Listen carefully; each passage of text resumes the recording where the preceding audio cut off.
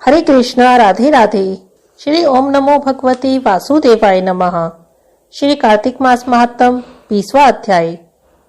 राजा पृथु ने कहा, हे देव ऋषि, इसके बाद युद्ध में क्या हुआ तथा वह दैत्य कैसे मारा गया?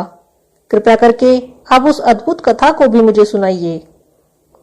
देव ऋषि नारद बोले, जब गिरिजा वहां से अदृश्य हो गई और गंधर्वी माया भी विलीन हो गई, तब भगवान वृषध्वज चैतन्य हो गए।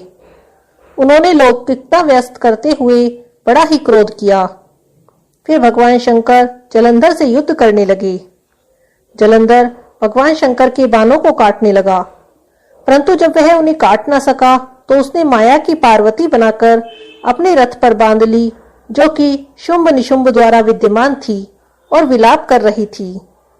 तब अपनी प्रिय पार्वती को इस प्रकार कष्ट में पड़ा देखकर लौकिक लीला दिखाते हुए भगवान शंकर प्रकट जनों की तरह व्याकुल हो गए और उन्होंने अग्निपुंज की तरह भयंकर रौद्र रूप धारण कर लिया। अब उनके रौद्र रूप को देखकर कोई भी दैत्य उनके सामने खड़ा होने में समर्थ न हो सका और सब भागने लगे और छिपने लगे। यहाँ तक कि शुंभ निशुंभ भी युद्ध में स्थित होने को समर्थ न हो सके। जलंधर की सारी माया क्षण मात्र में ही नष्ट हो गई। संग्राम में चारों ओर हाहाकार होने लगा। भगवान शिव ने उन भागते हुए शुंभ और निशुंभ को श्राप देकर बड़े ही धिक्कार के साथ कहा कि तुम दोनों बड़े दुष्ट हो, तुमने बड़ा अपराध किया है। पहले तुम पार्वती को मारते थे और अब युद्ध से भाग रहे हो। भागते को मारना तो पाप है, इसीलिए मैं तुम्हें नहीं मारूंगा, परंतु गौरी तुम्हें अवश्य ही मारेगी। भगवान शिव के ऐसा कहने पर समुद्रपुत्र जलंधर क्रोध में अग्नि के समान प्रज्वलित हो उठा।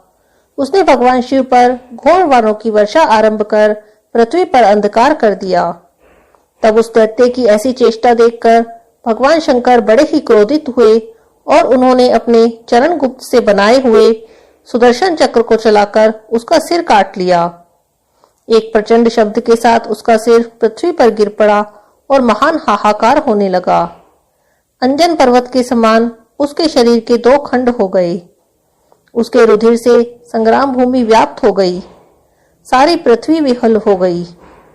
भगवान शिव की आज्ञा से उसका रक्त और मांस महागौरव में जाकर रक्त का कुंड हो गया। उसके शरीर का तेज निकलकर भगवान शंकर के शरीर में वैसे ही प्रवेश कर गया जैसे कि वृंदा का तेज गौरी जी के शरीर में प्रविष्ट हुआ था।